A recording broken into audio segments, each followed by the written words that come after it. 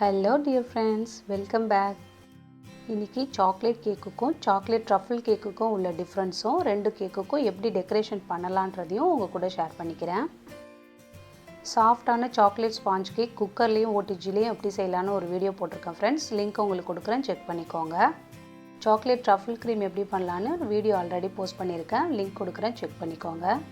இன்னைக்கான டிப் உங்களுக்கு என்னன்னா, கேக் கம்ப்ளீட்டாக ஆறுனதுக்கு அப்புறமா லேயர் பண்ணிக்கோங்க. லேயர் பண்ணும்போது டாப்பில் இதே போல் ஒரு சின்ன லேயர் கட் பண்ணி எடுத்துருங்க, ஏன்னா அதில் தான் எக்ஸ்மெல் அதிகமாக வரும்.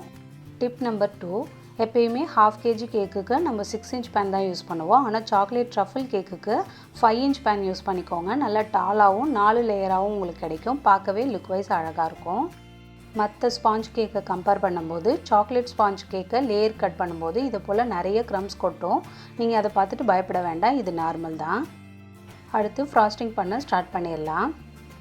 டிப் நம்பர் 3, எப்பயுமே கேக்குக்கும் கேக் போர்டுக்கும் மினிமம் 2 inch கேப் இருக்கிற மாதிரி பார்த்துக்கோங்க. கேக் போர்டில் கொஞ்சமாக க்ரீம் அப்ளை பண்ணிவிட்டு ஃபஸ்ட் லேயர் கேக் வச்சுட்டு சுகர் சிரப்பால் வெட் பண்ணிவிட்டு க்ரீம் அப்ளை பண்ணிக்கலாம்.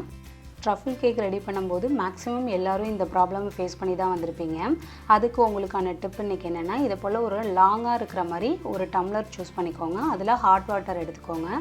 நீங்கள் எந்த பேலட் நைஃப் யூஸ் பண்ணுறீங்களோ அந்த நைஃபை வந்து அந்த ஹாட் வாட்டரில் டிப் பண்ணிக்கோங்க. டிப் பண்ணிவிட்டு ஒரு டிஷ்யூ பேப்பரை வச்சு க்ளீன் பண்ணிக்கோங்க. அந்த ஸ்பேச்சுலாவில் வந்து லைட்டாக அந்த ஹாட்னஸ் இருக்கணும். அப்படி இருந்துச்சுன்னா உங்களுக்கு வந்து ட்ரஃபிள் வந்து ரொம்ப மெல்ட் ஆகாமல் கரெக்டாக உங்களுக்கு ஈவன் பண்ண வரும். பாருங்கள் எவ்வளோ க்ளீனாக ஈவன் ஆகி வருது. ரெகுலராக சொல்கிற அதே டிப் தான். ஃபில்லிங்க்கு சாக்கோலேட் சிப்ஸ் ஆட் பண்ணிக்கோங்க. டேஸ்ட் ரொம்ப ரிச்சாக இருக்கும்.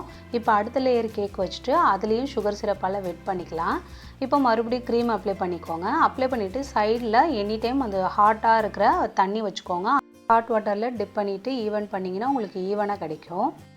இப்போது தேர்ட் லேயர் கேக்கையும் வச்சுட்டு அதுக்கும் சுகர் சிரப்பால் வெட் பண்ணிக்கலாம். க்ரீம் அப்ளை பண்ணிவிட்டு ஈவன் பண்ணி சாக்கோ சிப்ஸ் ஆட் பண்ணிக்கிறேன். இப்போ ஃபைனலாக 4th லேயரை வச்சுட்டு அதையும் வந்து சுகர் சிரப்பால் வெட் பண்ணிவிட்டு சாக்லேட் ட்ரஃபிளில் வச்சு ஈவன் பண்ணிக்கலாம். இந்த ட்ரஃபிள் ரெசிபி உடனே பண்ணதுனால லைட்டாக மெல்ட் ஆன மாதிரி இருக்குது. பரவாயில்ல, ஃப்ரிட்ஜில் வச்சு எடுக்கும்போது உங்களுக்கு ஈவனாக இருக்கும். நீங்கள் பண்ணுறீங்க பிகினர்ஸாக இருக்கீங்க அப்படின்னா ஒரு 8 மணி நேரமாவது அது கம்ப்ளீட்டாக ரூம் டெம்பரேச்சரில் செட் பண்ண விட்டுருங்க. அப்போ உங்களுக்கு ஈஸியாக வரும்.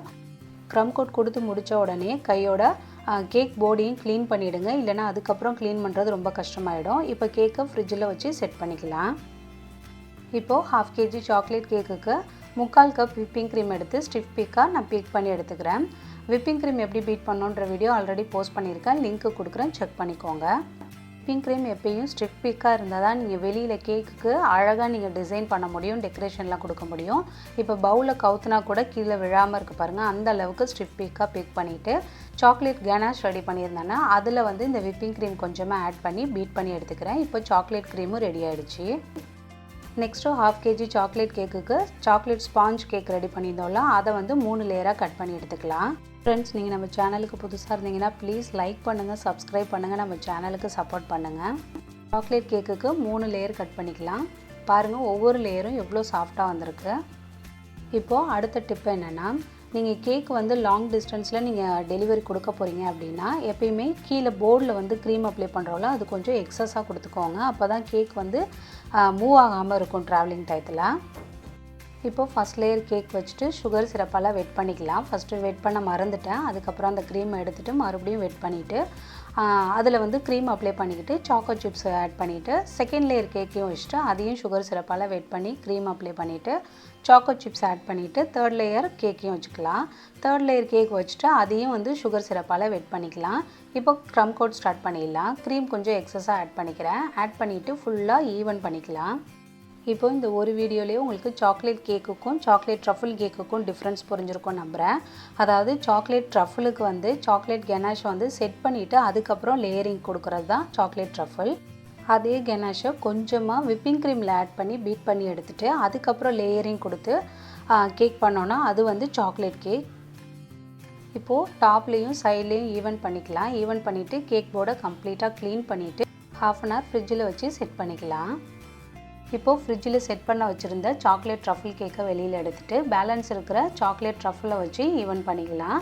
இப்போ வந்து நான் உடனே பண்ணதுனால எனக்கு சாக்லேட் கனாஷ் மாதிரியே இருக்குது, ட்ரஃபிள் மாதிரி செட் ஆகலை. இருந்தாலும் நம்ம கேக்கை வந்து ஃப்ரிட்ஜில் வச்சு எடுத்ததுனால கனாஷ் ஆட் பண்ண உடனே டக்குன்னு செட் ஆகிடும்.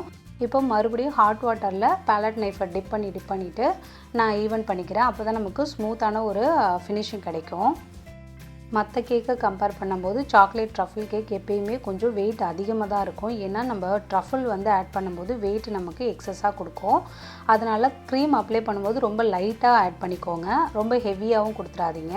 அதே போல் க்ரம் கோட் கொடுக்கும்போது உங்களால் முடிஞ்ச அளவு ப்ரெஸ் பண்ணி ஈவன் பண்ணிக்கோங்க. ஐசிங் பண்ணும்போது ரொம்ப ப்ரெஸ் பண்ணி நீங்கள் ஈவன் பண்ணிடாதீங்க, ஏன்னா க்ரம் கோட் கொடுத்ததெல்லாம் வெளியில் வந்துடும். ஐசிங் பண்ணும்போது எப்பயுமே வந்து சாஃப்டாக வந்து மூவ் பண்ணிக்கோங்க. இப்போ மறுபடியும் கேக் போர்டை க்ளீன் பண்ணிவிட்டு ஃப்ரிட்ஜில் வச்சு செட் பண்ணிக்கிறேன். சாக்லேட் கேக் ஐசிங் பண்ணுறதுக்கு விப்பிங் க்ரீமில் கொஞ்சமாக pink food gel colour add பண்ணிவிட்டு பைப்பிங் பேக்கில் எடுத்துருக்கேன். நீங்கள் பிகினர்ஸாக இருக்கீங்கன்னா பைப்பிங் பேக்கில் ஆட் பண்ணிவிட்டு நீங்கள் சைட்லலாம் ஈவன் பண்ணிங்கன்னா உங்களுக்கு ஸ்மூத்தாக கிடைக்கும். நீங்கள் டைரெக்டாக அப்ளை பண்ணுறதை விட பைப்பிங் பேக்கில் நீங்கள் ஆட் பண்ணி பாருங்கள், ஈவனாக கிடைக்கும். இப்போ ஒரு ஸ்க்ரேப்பர் வச்சு சைடெல்லாம் ஈவன் பண்ணிக்கிறேன். ரொம்ப பொறுமையாக ஈவன் பண்ணிக்கோங்க. ஸ்க்ரேப்பரை ரொம்ப ஸ்ட்ரைட்டாக பிடிச்சிடாதீங்க, லைட்டாக வந்து அந்த கேக்கு வந்து டச் ஆகிற மாதிரி இருந்தால் போதும். ரொம்ப ஸ்ட்ரைட்டாக வச்சிங்கன்னா உங்களுக்கு க்ரீம் எல்லாம் வந்து அந்த ஸ்க்ரேப்பர்லேயே வரத்துக்கு வாய்ப்பு இருக்குது. ஸோ ஸ்க்ரேப்பரை ஸ்ட்ரைட்டாக பிடிக்காமல் லைட்டாக பெண்ட் பண்ணிவிட்டு ஈவன் பண்ணிக்கலாம். இப்போது சைடெல்லாம் ஈவன் பண்ணி முடித்ததுக்கப்புறமா டாப்பில் வந்து பேலன்ஸ் இருக்கிற க்ரீம் அப்ளை பண்ணிக்கலாம். அப்ளை பண்ணிவிட்டு ஒரு பேலட் நைஃப் வச்சு ஈவன் பண்ணிக்கோங்க. ரொம்ப ப்ரெஸ் பண்ணி ஈவன் பண்ணிங்கன்னா உள்ளே இருக்கிற சாக்லேட் க்ரீம்லாம் வெளியில் தெரிய ஆரம்பிக்கும். அதனால் ரொம்ப மைல்டாக அப்படியே ஈவன் பண்ணிக்கோங்க. அப்புறம் ஈவன் பண்ணும்போது ஒரே சைடாகவே கொண்டு போங்க. கீழே ரொட்டேட்டிங் டேபிளில் பொறுமையாக சுற்றிக்கிட்டே ஒரே சைடாகவே பேலட் நைஃபை கொண்டு போங்க. ரிட்டன் வந்துட்டிங்கன்னா நீங்கள் கொடுத்த அந்த க்ரீம் எல்லாம் உங்கள் பேலட் நைஃபோடு ஒட்டிட்டு வரத்துக்கு வாய்ப்பு இருக்குது. இப்போ மறுபடியும் சைடில் ஸ்க்ரே பண்ணிவிட்டு அங்கங்கே உங்களுக்கு கேப் இருக்கிற இடத்துலலாம் மிச்சம் இருக்கிற க்ரீம் வச்சு ஈவன் பண்ணிக்கலாம். மறுபடியும் ஸ்க்ராப்பரை யூஸ் பண்ணி ஈவன் பண்ணிக்கிறேன். டாப்பில் வந்து ஷார்ப் எட்ஜ் கொடுத்துக்கலாம். இப்போது கேக் போர்டை மறுபடியும் க்ளீன் பண்ணிவிட்டு ஃப்ரிட்ஜில் வச்சு செட் பண்ணிக்கிறேன். நீங்கள் ஃப்ரிட்ஜில் வச்சு செட் பண்ணுற டைமிங்கை பொறுத்து தான் உங்களோட கேக்கோட சில்னஸ் இருக்கும். இப்போது சாக்லேட் ட்ரஃபிள் கேக் இருக்குல்ல, அதை வெளியில் எடுத்துகிட்டு அந்த போர்டில் வந்து இதே சாக்லேட் ட்ரஃபிளை வச்சு ஈவன் பண்ணிக்கிறேன். ஏன்னா அந்த பிக்சரில் வந்து கேக் போர்டு பிளாக் கலரில் இருந்துச்சு. ஸோ ட்ரஃபிள் க்ரீமை வச்சு சைடு எல்லாமே ஈவன் பண்ணிவிட்டு மறுபடியும் ஃப்ரிட்ஜில் வச்சு செட் பண்ணிக்கிறேன். இப்போ ஒரு 1 ஹவராக வந்து இந்த சாக்லேட் கேக்கை வந்து செட் பண்ண வச்சுருந்தேன். சைடில் வந்து சாக்லேட் கனாஷ் ரெடி பண்ணி வச்சுருந்தேன். அதை வச்சு இப்போ வந்து டாப்பில் செட் பண்ணிக்கிறேன். ட்ரிப்பிங்ஸ் மாதிரி கொடுத்துக்கலாம். ஃப்ரெண்ட்ஸ், நீங்கள் வந்து ட்ரிப்பிங்ஸ் கொடுக்க போகிறீங்க அப்படின்னா கேக்கு கம்ப்ளீட்டாக ஒரு 1 ஹவராவது செட் பண்ண விட்டுருங்க. அப்போ தான் ட்ரிப்பிங் பண்ணும்போது உங்களுக்கு ஈவனாக இருக்கும். இல்லைன்னா ஒன்று கேக்கில் வந்து அப்படியே மெல்ட் ஆகி கீழே வழியறதுக்கு வாய்ப்பு இருக்குது. அப்படி இல்லைன்னா அப்படியே ஒரே இடத்துல ஸ்டாண்டிங்காக நிற்கும், கீழே ட்ரிப் ஆகி வராது. ஸோ கேக் வந்து நல்ல சில்லில் இருக்கணும். கனாஷ் வந்து லைட்டாக ஒரு மைல்டான சூடில் இருக்கணும். அப்போ தான் உங்களுக்கு ட்ரிப்பிங்ஸ் ஈவனாக வரும். டாப்பில் வந்து பேலட் நைஃப் டிசைன் கொடுத்துட்டு அதையும் ஃப்ரிட்ஜில் வச்சு செட் பண்ணிக்கிறேன். இப்போது சாக்லேட் ட்ரஃபிள் கேக்குக்கு வந்து ஃபைனல் டெக்கரேஷன் கொடுத்துக்கலாம். ஓரியோ பிஸ்கட், ஃபெராரோ ரோச்சர், அப்புறம் வந்து கோல்டன் டஸ்ட் எல்லாம் எடுத்து ரெடி பண்ணி வச்சுருக்கேன். இப்போ வந்து கேக்குக்கு வந்து நேம் வந்து ஃபாண்டன்ட்டில் தான் கொடுக்க போகிறேன். அந்த கட்டர் இருக்குல்ல, ஃபாண்டன்ட் கட்டர், அதை யூஸ் பண்ணி தான். ஸோ ஃபாண்டன்ட்டை வந்து ஸ்மூத் பண்ணிக்கலாம். நீங்கள் வந்து இதுக்கு வந்து நேம் தாங்கிறதுனால ஜஸ்ட் கார்ன்ஃப்ளவர் நீங்கள் ஆட் பண்ணி இதை போல் ஒரு சப்பாத்தி மாவு மாதிரி பிசைஞ்சு எடுத்துகிட்டு ரோலர் வச்சு ஈவன் பண்ணிக்கிறேன்.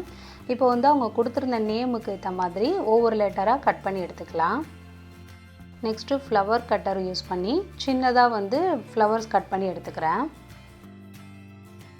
இந்த நேம் கட்டர் பக்கத்தில் இருக்கிற பேக்கிங் ஸ்டோரில் தான் நான் வாங்கியிருந்தேன். இங்கே சென்னையில் எனக்கு ஈஸியாக கிடைக்கிது. உங்கள் ஏரியாவில் கிடைக்கலன்னா அமேசானில் கூட இருக்கும், செக் பண்ணி வாங்கிக்கோங்க. இப்போது கட் பண்ணி வச்சுருந்த எல்லா லெட்டர்ஸ்லேயும் கோல்டன் டஸ்ட்டால் டஸ்ட் பண்ணிக்கிறேன். இதுக்கு நான் எவாப்ரக்ஸ் எதுவும் யூஸ் பண்ணலை, டைரெக்டாகவே டஸ்ட்டை வந்து அப்ளை பண்ணிக்கலாம். ஒரு ப்ரஷ் யூஸ் பண்ணி அப்ளை பண்ணிக்கோங்க. கஸ்டமர் சூஸ் பண்ண பிக்சரில் வந்து ஓரியோ பிஸ்கட்டும் ஃபெராரோ ரோச்சரும் யூஸ் பண்ணியிருந்தாங்க. ஸோ அதை நம்ம யூஸ் பண்ணிக்கலாம். அதே போல் ஓரியோ பிஸ்கட்டில் கோல்டன் டஸ்ட்டு கொடுத்துக்கலாம். இப்போது நேமையும் செட் பண்ணிக்கிறேன். கேக் போர்டில் தான் நேம் வந்து செட் பண்ணியிருக்கேன். போர்டில் டைரெக்டாக நீங்கள் ஸ்டிக் பண்ண போகிறீங்கன்னா கொஞ்சமாக வாட்டர் அப்ளை பண்ணிவிட்டு அதுக்கப்புறமா ஃபாண்டன்ட் லெட்டர்ஸ்லாம் வச்சுக்கோங்க. நான் வந்து சாக்லேட் ட்ரஃபிள் யூஸ் பண்ணதுனால எனக்கு டைரெக்டாகவே ஒட்டிடுச்சு. இப்போ டாப்லலாம் இதே போல் ப்ரஷ் டிசைன் தான் கொடுத்துக்கிறேன். சின்ன சைஸ் ப்ரஷ் எடுத்துக்கிட்டு அதை வந்து கோல்டன் டஸ்ட்டில் டிப் பண்ணி எடுத்து டைரெக்டாக அப்ளை பண்ணிக்கோங்க. இதுக்கும் எவாப்ரெக்ஸ் எதுவும் தேவையில்லை.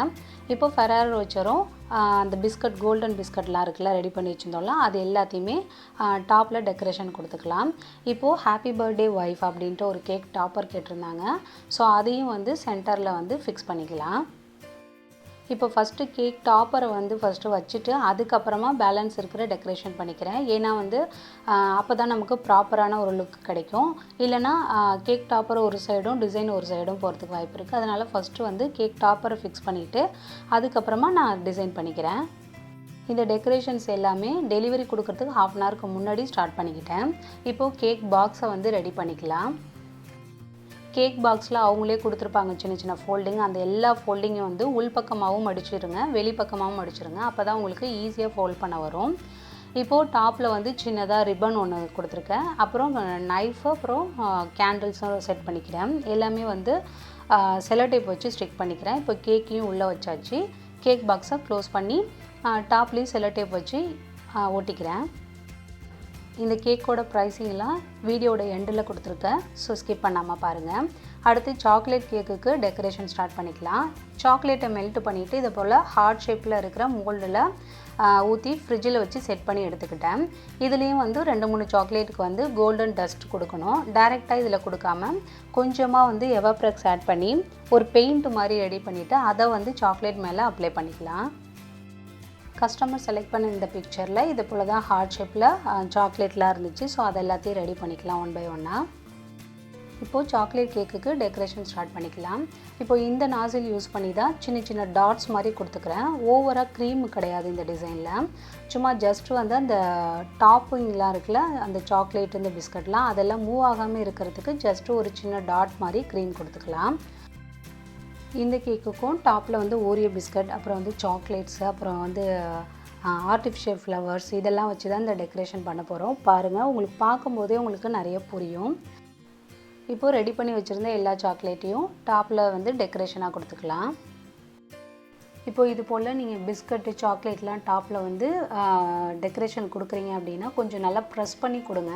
ஏன்னா டெலிவரி டைமிங்கில் வந்து ட்ராவல் டயத்தில் மூவ் ஆகிறதுக்கு சான்ஸ் இருக்குது. ஸோ வெளியில் வராத அளவுக்கு கொஞ்சம் ப்ரெஸ் பண்ணியே கொடுத்துருங்க. இப்போ பேலன்ஸ் இருக்கிற கேப்லலாம் விப்பிங் க்ரீம் இருக்குல்ல சாக்லேட் விப்பிங் க்ரீம் அதை வச்சு இதே நாசில் யூஸ் பண்ணி டிசைன் கொடுத்துக்கிறேன். பேலன்ஸ்க்கு வந்து இந்த சாக்லேட் ஷார்ட்ஸ் இருக்குல்ல டைரி மில்க் ஷார்ட்ஸை அதை வச்சும் டெக்கரேஷன் கொடுத்துக்கலாம். இப்போது ஃபைனலாக வந்து கோல்டன் டஸ்ட்டு கொடுத்துருக்கேன். இப்போது இதை போலயே உங்களுக்கு பேக்கிங் ஸ்டோர்லேயே ஆர்டிஃபிஷியல் ஃப்ளவர்ஸ் ஆர்டிஃபிஷியல் லீவ்ஸ்லாம் கிடைக்கும். அதில் வந்து இந்த டிசைன் எடுத்து சைட்லலாம் வந்து இன்சர்ட் பண்ணிக்கிறேன். இந்த டிசைன் வந்து ரொம்ப லாங்காக இருந்துச்சு. அதனால் 2ஆக கட் பண்ணிவிட்டு டாப்பில் உள்ள அந்த ஒயிட் ஷேட் இருக்குல்ல அதெல்லாம் ஃப்ரண்ட்லேயும் க்ரீன் ஷேட் எல்லாமே சைடுலேயும் கொடுத்து டெக்கரேஷனை கம்ப்ளீட் பண்ணிக்கிறேன். இந்த டெக்கரேஷன் ரொம்ப அழகாக இருக்கும் ஃப்ரெண்ட்ஸ், ட்ரை பண்ணி பாருங்கள். இப்போது இந்த கேக்குக்கு மேலே வைக்கிறதுக்கு ஃபாண்டண்ட்டில் நேம் எழுதிக்கலாம். பேலன்ஸ் இருக்கிற ஃபாண்டண்ட் வச்சு ரோல் பண்ணி எடுத்துக்கிட்டு இது போல் ஒரு கட்டர் யூஸ் பண்ணிக்கிறேன். Plastic cutter. இதுவும் வந்து பேக்கிங் ஸ்டோரில் தான் கிடச்சிச்சு, வாங்கியிருந்தேன். இப்போ எடிபிள் பென் இருக்குல்ல அதை வச்சு அவங்க கொடுத்த நேமு அந்த மாதிரி உள்ளதெல்லாம் நீங்கள் எழுதிக்கலாம். இவங்க அவங்க அத்தைக்கு வந்து பர்த்டேங்கிறதுனால அவங்க அத்தை அப்படின்னு எழுத சொல்லியிருந்தாங்க. ஸோ அதை எழுதியிருக்கேன். இப்போ ஹாப்பி பர்த்டே டாப்பர் வச்சுட்டு லாஸ்ட்டாக டெலிவரி கொடுக்கும்போது சுகர் பால்ஸை வச்சுட்டு ஃபாண்டண்ட்டில் எழுதி வச்சுருந்த நேமையும் செட் பண்ணிக்கலாம். ஃபைனலாக கேக் டாப்பரையும் இன்சர்ட் பண்ணிக்கலாம். வைக்கிறதுக்கு முன்னாடியே எந்த இடத்துல வச்சா அழகாக இருக்கும்னு ஒரு இமேஜினேஷனில் யோசித்து பார்த்துக்கோங்க. ஏன்னா ஃபர்ஸ்ட்லேயே நீங்கள் வச்சுட்டு அதுக்கப்புறம் நீங்கள் மாற்றும் போது கேக்கில் அங்கங்கே ஹோல்ஸ்லாம் இருக்கும். இப்போது கேக் பாக்ஸை ரெடி பண்ணிவிட்டு அதில் வந்து இந்த கேக்கையும் உள்ளே வச்சிடலாம்.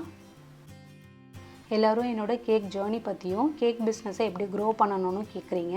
அதே போல் கேக் ப்ரைஸ் லிஸ்ட்டும் கேட்குறீங்க. ஸோ உங்களுக்காக தான் வீடியோஸ் எல்லாம் ரெடி பண்ணிக்கிட்டே இருக்கேன். கொஞ்சம் டைம் கொடுங்க, சீக்கிரமாகவே அப்லோட் பண்ணிடுறேன். அவ்வளோதான் ஃப்ரெண்ட்ஸ், இந்த வீடியோ உங்களுக்கு பிடிச்சிருக்கும் நம்புகிறேன். பிடிச்சிருந்தா ப்ளீஸ் லைக் பண்ணுங்கள், சப்ஸ்கிரைப் பண்ணுங்கள், பக்கத்தில் இருக்க பெல் ஐக்கானில் ஆளுங்கிற பட்டனை ப்ரெஸ் பண்ணுங்கள். அப்போ தான் நான் போடுற வீடியோ எல்லாமே உங்களுக்கு உடனே கிடைக்கும். தேங்க்யூ ஃப்ரெண்ட்ஸ், தேங்க்ஸ் ஃபார் வாட்சிங்.